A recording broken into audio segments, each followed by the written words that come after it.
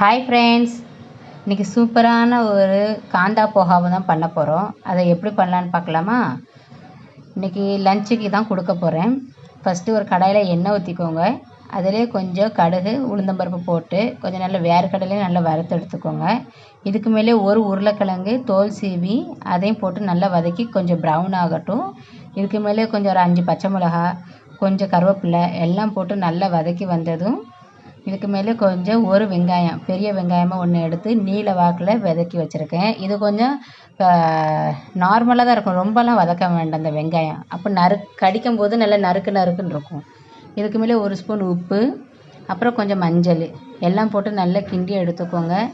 கிண்டி வந்ததுக்கப்புறம் இதேமாதிரி ஒரு அரை ஸ்பூன் கொஞ்சம் இனிப்பு போட்டுக்கோங்க. சீனி போட்டிங்கன்னு வச்சுக்கோங்க, இன்னும் நல்லாயிருக்கும். உரப்பு இனிப்பு எல்லாமே பார்க்க ரொம்ப சூப்பராக இருக்கும். நல்லா கிண்டி கொடுத்ததுக்கப்புறம் நான் ஒரு 1/4 கிலோ இருக்கும், அதுக்கு மேலே கொஞ்சம் அவுள் அதை கொஞ்சம் தண்ணியில் நனைச்சி புழிஞ்சி வச்சுருக்கேன். அப்படி ட்ரை ஆகிட்டு பாருங்கள். இது எல்லாம் கொஞ்சம் கொஞ்சமாக போட்டு நல்லா கிளறி விடுங்க. அந்த எண்ணெய், வேர்க்கடலை, வெங்காயம் எல்லாமே அது ஒன்றா மிக்ஸ் ஆகணும். ஒன்று போல் பைய கிளறி விட்டிங்கன்னா சூப்பரான காந்தா போகா ரெடி ஆகிட்டு. இதை நீங்கள் டிஃபின் பாக்ஸ் கொடுங்க. இதுக்கு மேலே உங்களுக்கு புளிப்பு வேணும்னா லெமன் புழிஞ்சிக்கோங்க. இப்படி மிக்சர், சேவ் எல்லாமே போட்டு சாப்பிடலாம்.